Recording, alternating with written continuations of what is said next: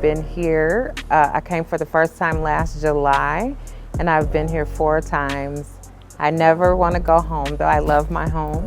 And my assignment is to build bridges across the waters. And I know we're here for Move Africa Dance Camp. What's amazing is it's so many across countries, the dance unifies us. And so that's really exciting. I'm with Ubuntu Global Village in Africa Exhale, and we host global retreats. And I'm here writing poetry, and I come to these classes on Tuesdays just to de-stress, decompress. Back in the US, my gym has a dance class, but honestly, Africa is where these dances originated. So when I was able to be here, I was like, I want to come to these classes, and they represent so many different traditions and dances. So, well, let me say, since I was a little girl, I went to dancing school, like from age 4 on up. And then as an adult, we get really serious about life. And back home, just after work, I would stop and go to dance class. And it was a way to de-stress, but I'm also a poet. So sometimes it's a way to process life. Here, I'm reminded it's a part of community. Like, we just came here, there's people from all over. So I would say health and wellness and community. The dances are just so energetic and energizing. So I was happy to come here to meet some of the other instructors and just be challenged. I won't say my age, but I'm a little bit older now. I'm not 4 or in 4th grade. And so it keeps us fit and agile and healthy and well. So that's why I'm here. You know, the top, when I'm counseling people or families, as a leader, the top reason that they're coming for counseling has to do with stress. Sometimes you're meeting people in the hospital, praying for them because they're not well. So it's important for us to take care of our bodies. And dancing to me is sometimes more fun. But just me by myself, it's a little more challenging. So to get in a dance class and get a great workout is really a gift. Now, I'm from Chicago, okay? The 3rd largest city in the United States. We have so many wonderful things, but Chicagoans don't know how wonderful their own city is. And that's what I would say to Rwanda. That's what I would say to Kigali. People are coming from all over the world to experience you and what you have to offer. I write all day. I connect with people all day. And in the evening, I come and see the art, the dance.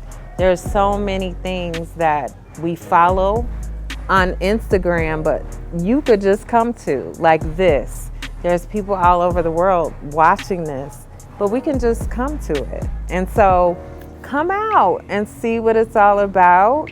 I was really just surprised to see all the kids, and the first thing I said is we should have invited the kids, and that's something we could have done together. So I would say experience it for yourself. Yeah, well, I respect people's culture and their choices. I'm an artist, I'm a speaker, a business person.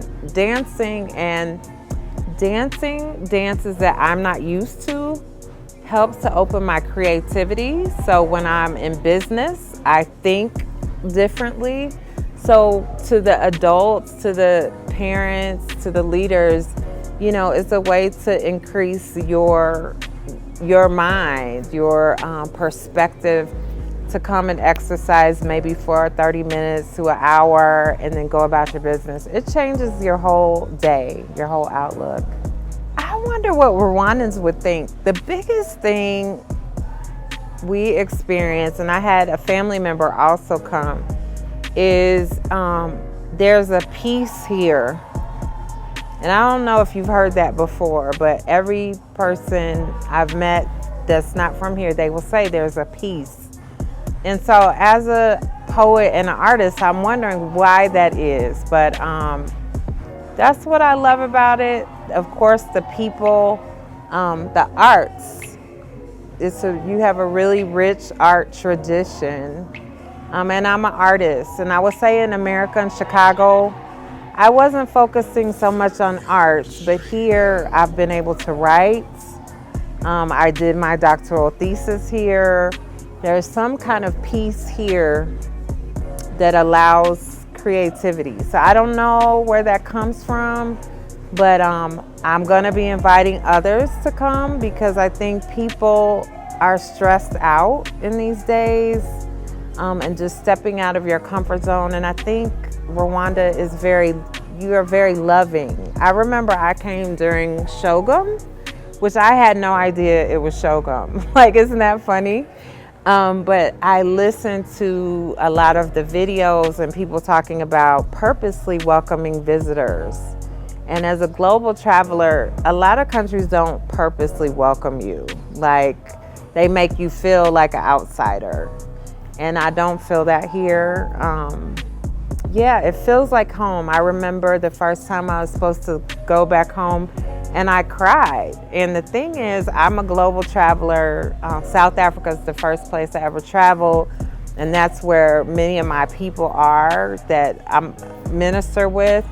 And I never cried when I left. And there was this one pastor that I met in Gisenyi who hosted us, and I saw him in the U.S. and I told him I cried. He said, well, that's because that's your home. And I still don't quite understand it, but it's a year and a half later, I'm here still, and I don't really want to leave.